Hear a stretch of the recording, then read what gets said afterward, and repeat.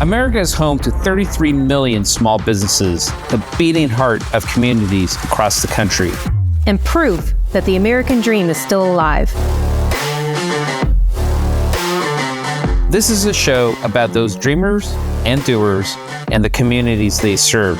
Their real life stories. Their struggles and successes. Their grit, determination, and passion. And the people who fight to keep their American dream alive.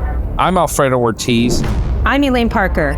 And it's time for another episode of Main Street Matters, America's small business megaphone. Hi, and welcome to another episode of Main Street Matters, America's small business megaphone. I'm Elaine Parker, the president of the Job Creators Network Foundation. And I'm Alfredo Ortiz, CEO of Job Creators Network. And you can subscribe to the show at salempodcastnetwork.com or wherever you get your podcast from. Today, we're joined by former U.S. Senator and Ambassador Scott Brown. Scott is a prominent diplomat, political leader, and attorney with a long history of public service. He previously served as U.S. Ambassador to New Zealand and the independent state of Samoa, one of the longest serving ambassadors under the Trump administration. During his tenure, he was instrumental in passing the Kiwi Act and expanding U.S.-New Zealand economic relations and cooperation in tech and innovation. In 2010, Brown won a special election and served in the U.S. Senate for 3 years, representing the Commonwealth of Massachusetts. Senator, welcome to Main Street Matters, America's small business megaphone. Well, thank you. It's great to be on. I look forward to our session. And certainly if anyone wants to reach out, they can go to @Sen, S-E-N, Scott Brown, or, reach out through you and we'll get in touch if they want to have a more thorough discussion about things that they care about. Excellent. Excellent. Well, you had, I just want to talk a little bit about you first. You had an unlikely win in 2010, which I actually followed very closely back then. I wasn't actually very involved in politics at that time, but I followed your Senate race. It was such a humble campaign, I guess is the best way to describe it. You traveled you kind of made your pickup truck famous. I actually just was reading earlier this week about where that truck is, and I understand you sit on that truck pretty regularly now. Yes, I do. It's actually my wife. I had 383,000 miles on it, and then my wife, for whatever reason, had an idea of making it into a bench. The tailgate that flops down has an amazing curve to it, so it goes right into your back. But she found it I donated it to a charity, and it ended up in the dump. And so someone found it, and they went and they pried it open, and they had a New Hampshire man who makes basically benches out of those types of things. So it's outside, and it's very interesting. So I actually write op-eds, and I'll get a couple of thousand views, whatever. But I put a picture of the bench truck online, and I got 400,000, oh my God, that's amazing. So it just goes to show you the priorities. But yeah, listen, it was a great campaign. It was, as you said, it was humbling to be able to serve. I was down 41 points and ended up winning by 7 and made that run in 6 months. And Senator McCain was instrumental. He was the first mainstream anybody to endorse me. And then it was off to the races. Yeah, I remember you referred to yourself, everyone referred to you as the 51st vote because you broke that majority on the Democratic side. And when you won, you said everybody is the 51st vote. And that always stuck with me.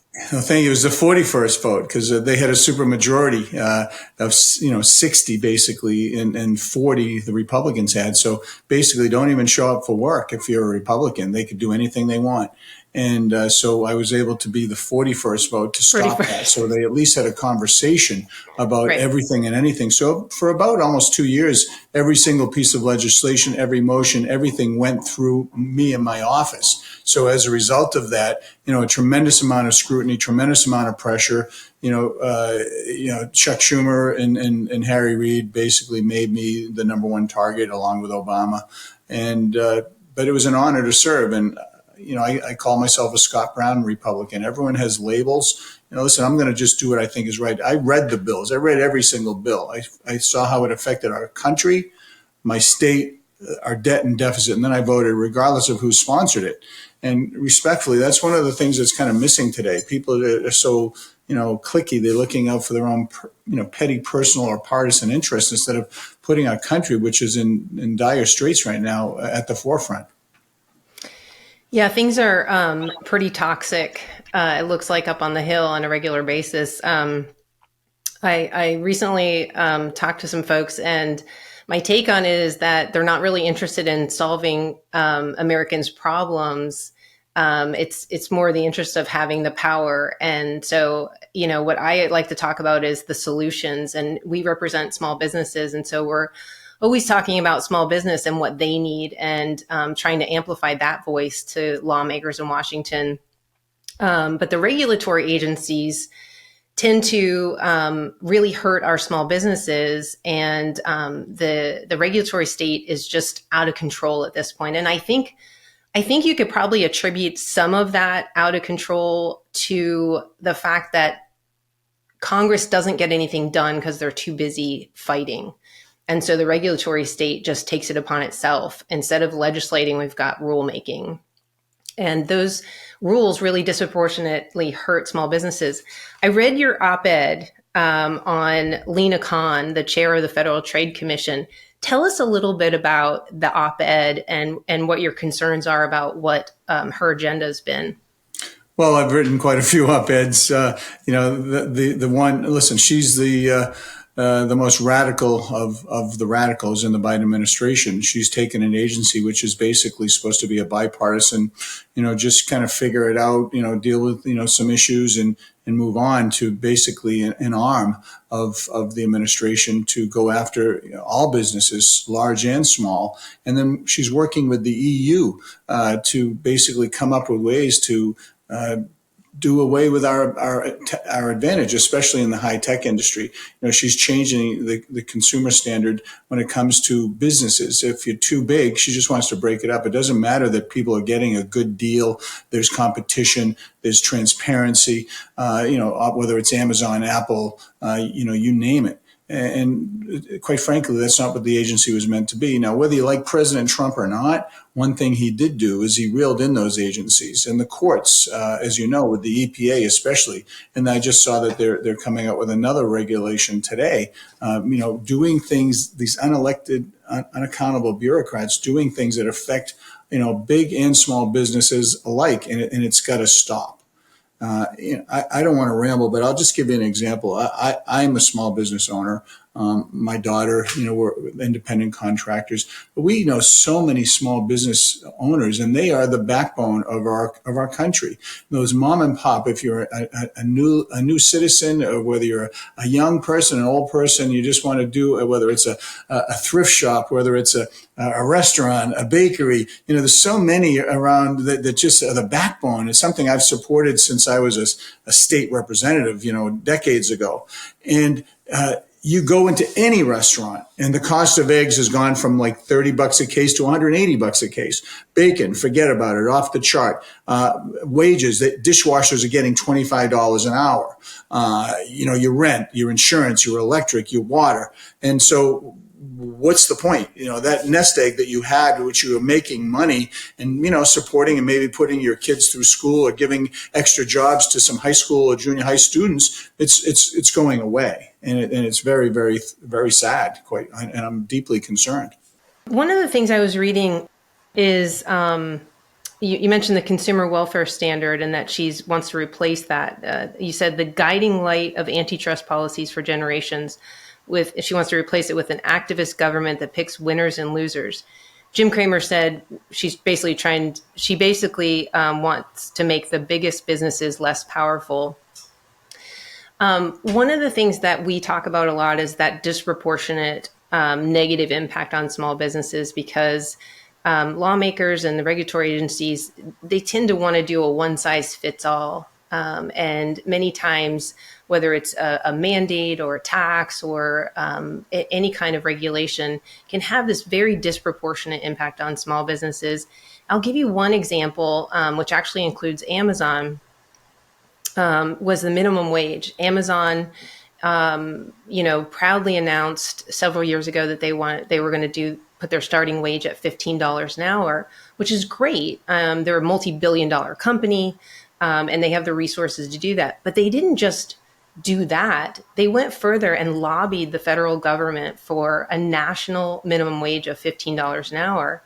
And so how do you find the balance with these regulatory agencies that are regulating big businesses and the impact that has on small businesses? Because when you've got big companies lobbying for rules and laws that are going to impact small business in such a bad way, their margins are smaller, their labor costs are higher, and they impact them so much worse. How do you find that balance when these regulatory agencies, are trying to regulate because our lawmakers aren't legislating? Yeah, listen, it's certainly a quagmire. It's a dilemma for sure. What I have found when I was a state representative, a state senator, a U.S. senator, is that the small business owners actually got more love and attention than the large corporations. Because I, as somebody who, my parents are married and divorced 4 times each. My mom was on welfare, a lot of abuse. I understand, what it's like to, to have what the value of a dollar is and what it's like to struggle. So I would always give more attention. And I encourage a lot of those local businesses to go directly to their local state reps and state senators, but more importantly, their congressmen and women and their senators themselves, because they, believe it or not, they get a lot more attention, I believe. Yeah, there's paid lobbyists. The large corporations have paid lobbyists, but the best lobbyist is the individual business owner who calls up or makes an appointment in their congressional or senatorial office and goes and tells them what's really going on. And or invite them to their business. I used to go to businesses all over Massachusetts. When I was an ambassador, I would visit all the U.S. businesses in New Zealand, Cook, Niue, Samoa, our interest in Antarctica, to make sure I understood exactly what those challenges were. So self-advocating is huge.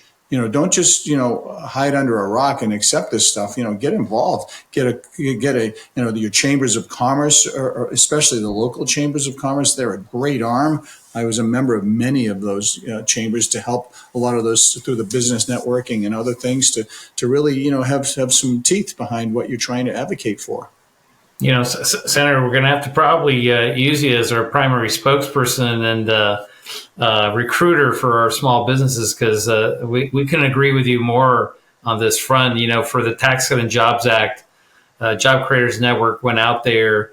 We traveled believe it or not, about 50,000+ miles in 2 buses crossing 38 states, trying to promote Tax Cut and Jobs Act, especially for our small business owners. But the best people weren't the actual representatives or congressmen or governors, politicians that were out there. It was really the stories of these small business owners. So compelling. I mean, I remember in many cases there were actually tears in the audience because, the trials and tribulations as a small business owner, it's not all rosy. It's not all rosy at all. Not at all. So it's something that we completely believe in, and we hope that more small business owners, and we actually train small business owners as much as we can. We provide the megaphone, but then the training so they can actually articulate their story. Some of these folks out there are just incredible storytellers, and they can tell their magnificent stories in such a compelling way. In fact, I think it was Gallup and our own polling showed that small business owners now, Senator, are the most trusted institution in the United States, ahead of the military. So we always say when small business owners speak, people really should listen because they really have the pulse of America. But let me pop back to Can I just interrupt for 1 second? Oh yeah, so go ahead, Senator. So that doesn't surprise me, because a lot of those people are salt of the earth. They work not 8-9 hours. They're not working from home. They are like in the trenches. Oh, yeah. I remember my dad and I owned a breakfast luncheonette out in Massachusetts in Plum Island. I was up at like 4:00 prepping, the potatoes and the bacon, and they're, cleaning and making sure everything was done properly. Those people, they understand the value of a dollar. They understand time. They understand commitment. They understand public relations. They speak with their customer base, because if you're not a good steward of whatever you're providing, they'll go somewhere else. Yeah. And so they get that. And so, listen, I wholeheartedly agree with you. I mean, I enjoy communicating to people about what they need to do because I've done it. Yeah, it is. I had my own small business. Elaine actually had her own small business. Well, it is a 24/7 job. I don't think people understand that. And, that's the disappointing, the real challenge of the small business owners, especially under this administration. I mean, people have to understand, you mentioned the price of eggs, not only going up once, twice, 3 times, I mean, 6, 7 times over. The pricing that they would have to give the consumer so that they can actually make a profit. A lot of these restaurants are just saying, you know what, we just can't afford it. We're just going to close down. You can't have $30 burgers. It's just an impossibility. And, you have even elected bureaucrats, not to mention the unelected bureaucrats, coming up with these most ridiculous recommendations. Like out in California, remember we had just recently one of the Senate candidates, she was advocating a $50 minimum wage. I mean, a $50 minimum wage. I mean, that's absolutely ridiculous. You would literally have $50 for a Happy Meal. It's just unbelievable where these recommendations come from. I jokingly say that we should have kind of bring your legislator to work day, so they can actually understand what it takes to run a business and how difficult it is, and quite frankly, in many cases, how little the margins are that they're dealing with. Well, you're absolutely right. And we often had, bring your state rep, state senator to your business. They're very, very effective. You come and let them see, and then they can, in fact, advocate to your congressperson and say, yo, you can't do this. Yeah. It's crazy. You're $50 an hour. That's why she didn't move forward. I know who you're talking about.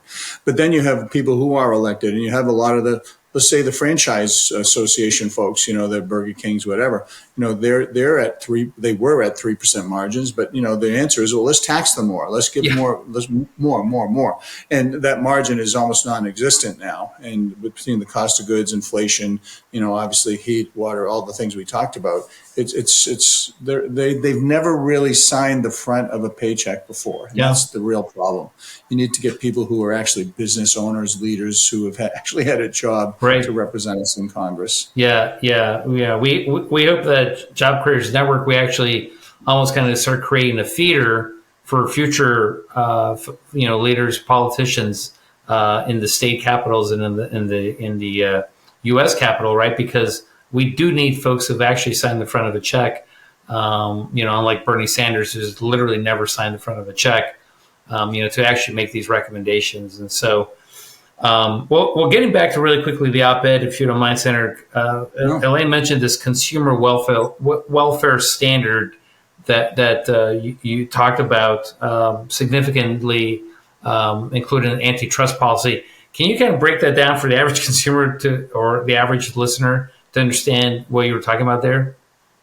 Well, it's in the weeds, and it's not something that's sexy. It's not something that people really care about. They don't understand until the services, for example, want to download your grandchildren's pictures on your iPhone. Well, you can't do it because the government has prohibited that. Or you want to have your Google Maps to go and, take your babysitter home after, watching your kids after a night out. Won't be allowed. Providing a back door to our those apps that we all know and love to bad actors and other businesses. Basically breaking down and breaking up corporations that are larger and obviously because they provide a service, they provide access to things. There is competition. If you don't like them, you can go somewhere else. Right. The consumer welfare standard has been in place for half a century. And now to just say, well, you're too big, we're going to break you up. We don't care. We're not going to use the fact that, you're getting a good price. You can get your packages the next day. You can download and do the things you want, without any restrictions from the government. Anytime the government gets involved in things, listen, I'm not an anti-government person. I served with the government. I was in the military for 39 years. I mean, I respect our leaders, most of them. I want them to do well. But right now, this administration is not doing well at all. Right. And it's creating a real problem, not only here in our country but around the world. So when you have these layers of bureaucracy just over and over and over, and this callous attitude towards our job creators, it creates real conflict. But once again, it's not sexy, because what people are worried about right now is the border. Yeah. Number one, the economy, inflation, cost of goods, all the things we've just been talking about for the last 15, 20 minutes. They're concerned about fentanyl. They're concerned about the riots at their college campuses and high school, whether the kids go to school, they're going to be safe. So they don't care about what we're talking about necessarily until it actually hits home. Right. And that's why I am advocating to get involved now and point these things out to people. Yeah, absolutely. Elaine? Senator, just on that thought on your op-ed, the consequences of blocking mergers in industries like the grocery stores and airlines. You mentioned in your op-ed that the FTC halted the progress of the merger between Kroger and Albertsons and JetBlue and Spirit Airlines. What are the consequences of maybe just both good and bad of blocking those types of mergers? Well, the argument on the governments with the airline is that, the Spirit would not be offering any low-cost alternatives to other airlines. On the one hand, that's a good thing. I'm all for it. I'm online today looking for the cheapest flights to get from point A to point B. I mean, great. But on the other hand, Spirit is a low-cost airline, and with the cost of fuel, inflation, obviously everything we're talking about, they're having some real financial issues. So the question is, what if they go out of business? Then you have no alternatives. Then there will be basically a monopoly on other airlines to basically do whatever they want. So I believe there is a role for the FTC and other groups, but in the grocery store situation, it's kind of the same thing. You have two similar grocery stores basically catering to similar markets. And it's like, we're kind of stagnant. So let's merge and actually, do something really special. They will have more of a bargaining power. They have the ability to get goods cheaper, pass that on hopefully to their consumers. So I'm not in favor of every single merger. I don't want to say like that's not true at all. But I mean, common sense says, listen, if there's a mechanism where one is going out of business and not going to provide a service at all, or we can provide a more competitive service with bigger alternatives, bigger markets, more to go from point A to point Z, I would lean towards that. But they're arbitrarily just not doing the things that are good for the consumers. Yeah, I mean, there was a direct consequence to blocking the merger between iRobot and Amazon when it was blocked. I mean, a third of their workforce lost their jobs as a result. You would think that the lawmakers and the regulators would take a look at that and just sort of, connect the dots there. Yeah, well, I did a ton of work for iRobot. I went there. I drove the robots. I almost ran over the CEO with one of them. I did a ton of work for them when I was a U.S. senator.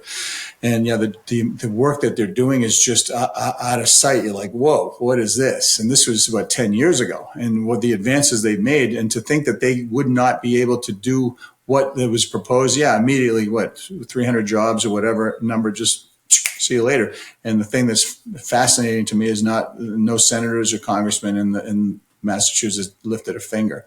And that just shows the lack of understanding of moving forward, whether it's with AI, whether it's with, the robotics and things like that.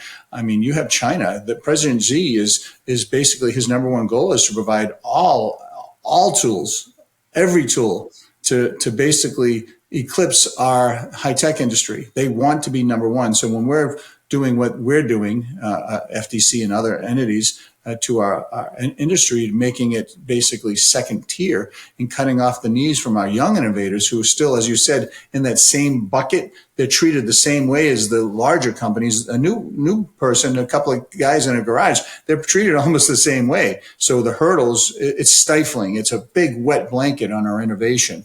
And I don't agree with that at all. Yeah, that's absolutely true. Senator, we were talking about politicians that have never signed the front of a check. It takes me to Biden because there's no probably bigger difference between two candidates running for president of the United States than what we have now between Donald Trump who obviously has signed the front of a check, and Biden.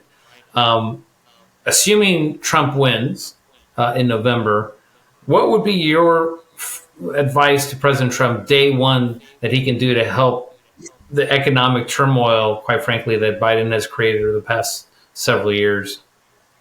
Well, I think you need to actually look at another issue, which is RFK Jr. RFK Jr. is making a play right now. He's polling between 7 and 20%, depending on the poll. He asked me to be his vice president. I mean, I like him. He's a good guy. He's got a lot of great ideas, but we were just so different, in terms of our philosophies on many different things. Yeah. In President Trump, I worked for him for almost 4 years, and I would give him advice, and respectfully, he didn't always listen. But if I were to give him advice, I would tell him to absolutely positively secure the border and put back in place the stay in Mexico policy. That's a no-brainer. That's what the Border Patrol Council wants. Brandon Judd, the head of the council, yeah. That's what they want. Stay in Mexico.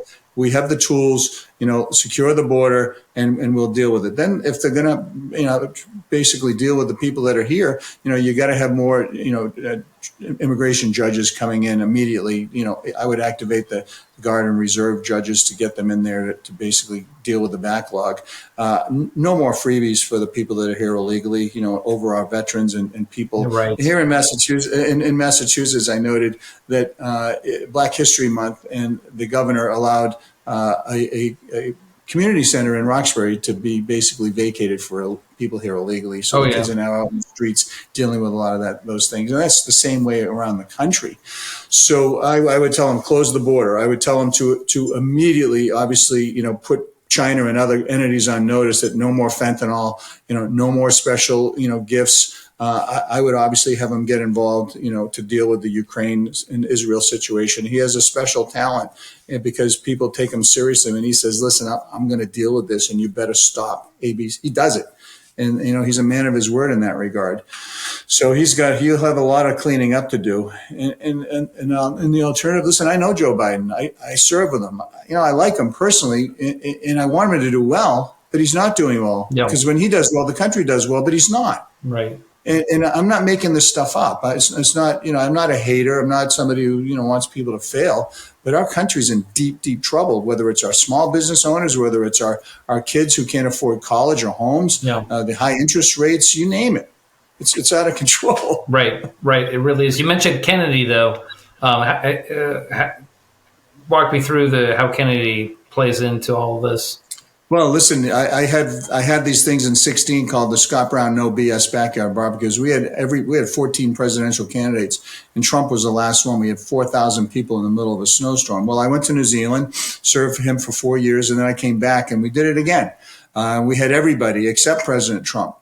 He chose to basically, not debate, which is fine.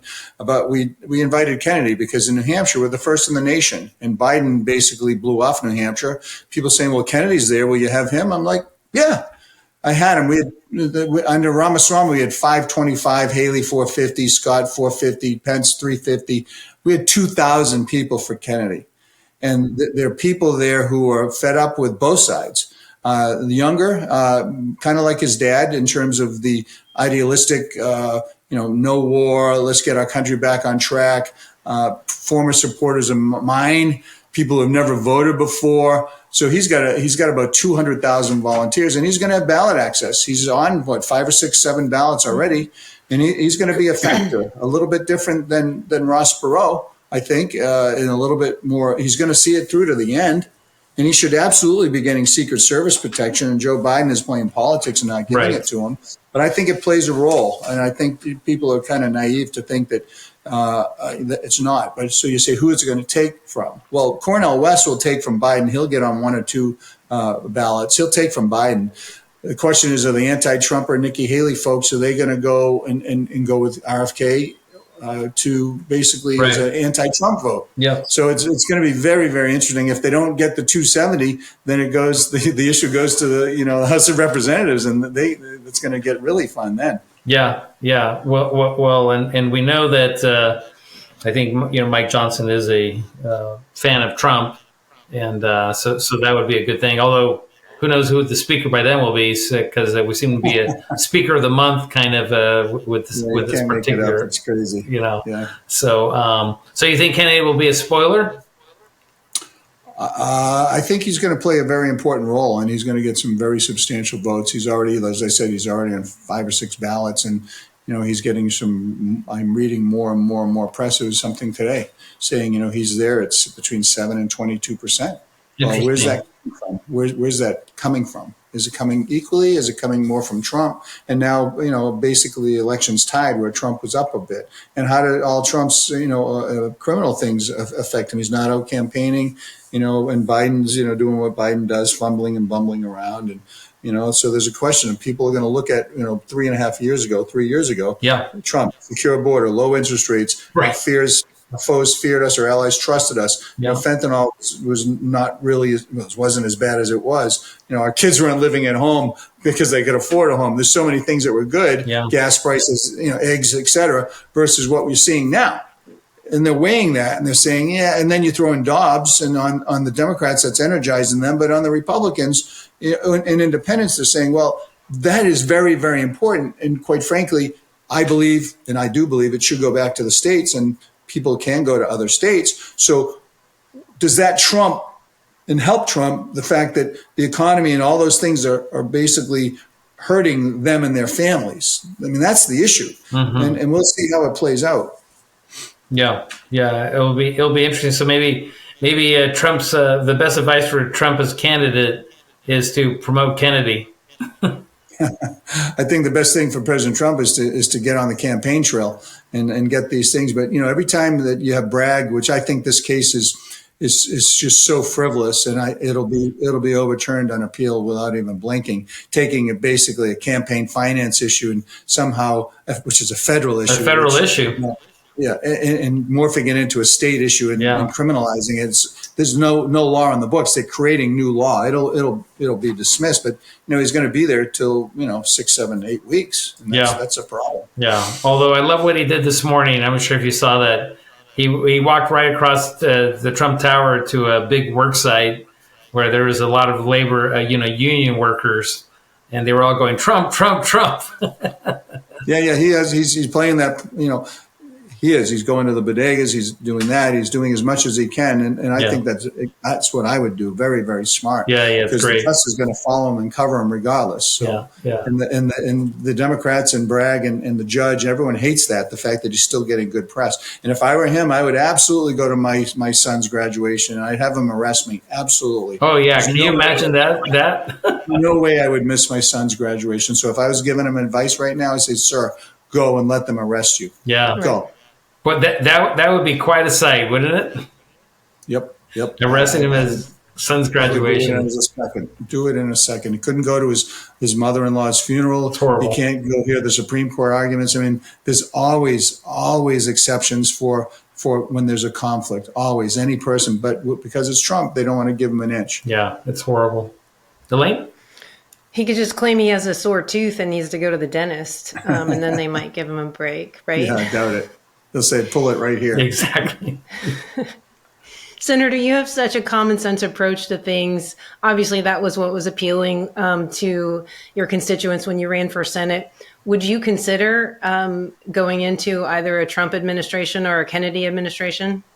Yeah, listen, anytime a president asks you to serve, I mean, I was the second longest behind Israel person to serve. I was the second one behind Israel out the door. I was the first one in the Indo-Pacific battling against China every day. 2 years was the next one. It was the ambassador from Australia was next. And so I was pushing back every single day. Yeah, of course I would consider serving, and I don't think I'm done, running either because, I'm 64 years old and I'm just so upset. And I never thought I would run again, but I'm looking around and everyone's just so polarizing. And it's like, dudes, let's just go and figure it out. We're in deep trouble. Stop. In the gym, I still have a lot of Senate colleagues. I still will go to the Senate gym when I'm in DC, and they don't even talk. That used to be the place, regardless of whether you hated somebody, you would at least talk to them. The Democrats, since COVID, don't even go in the gym. And when they go in, they don't even talk to each other. I mean, that's how bad it is. Are you kidding me? Really? Yeah, it's horrible. So in there what you just said, did I hear a Brown for 28 announcement? No. Listen, I'm looking at 26. There's some things happening here in New Hampshire. Even better, 26. I like that. Which is my home state. I'm born here. I'm 9th generation son of the American Revolution. It's funny. I wasn't from Massachusetts, and and now they call me a carpetbagger here. I'm like, well, what are you guys talking about? I said, my mom got divorced. Yeah, I went to Massachusetts. Yeah, sorry. I was 2. Sorry, I couldn't stay. Sorry. I love it. Well, Senator, tell the audience where they can learn more about you, find out more information about what you're doing and what your future plans are. Well, first of all, I have a rock band. I had it in New Zealand. It's called Scott Brown and the Diplomats. You can go follow us on Facebook. We do a lot of Facebook Live. We just opened up for Skid Row like three months ago. Wow. We tour all over New England. Is it a cover band? Yeah, with some originals, but yeah, mostly a classic rock cover band from Dion all the way up to Green Day, Blink-182, Kiss, Cheap Trick, everything. I personally have played with Cheap Trick like 7 times, Warrant, Firehouse, Buck Dahmer from Blue Oyster Cult. Because when I was a U.S. Senator, I basically did a lot of work on the music pirating and copyright issue, which transformed into the bill that President Trump signed with Kid Rock, the Music Modernization Act. So I have certainly great respect for those people so they can get paid. But, you can reach me through Facebook, obviously Instagram, Twitter, X, whatever it's called. And, certainly reach out to you folks if it's something serious and they want to speak to me. I'm happy to talk to them. So. Well, Scott Brown and the Diplomats is the name of your band? Yeah, look it up. There's live video on YouTube. It's so fun. I mean, like yesterday, I was babysitting my granddaughters. And, it was a little stressful. I'm not going to lie. And I was in a really bad mood. And I came home and I started playing my guitar. And my wife says, "How was your day?" I said, "It was the best day ever." It was really terrible until I started playing. So that's wonderful. Well, Senator, thank you so much for taking the time to join us on Main Street Matters, America's small business megaphone. And thank you to you all for taking the time to listen. Main Street Matters is part of the Salem Podcast Network. New episodes debut every Wednesday and Friday. Please subscribe at salempodcastnetwork.com, and we'll be back real soon with another episode.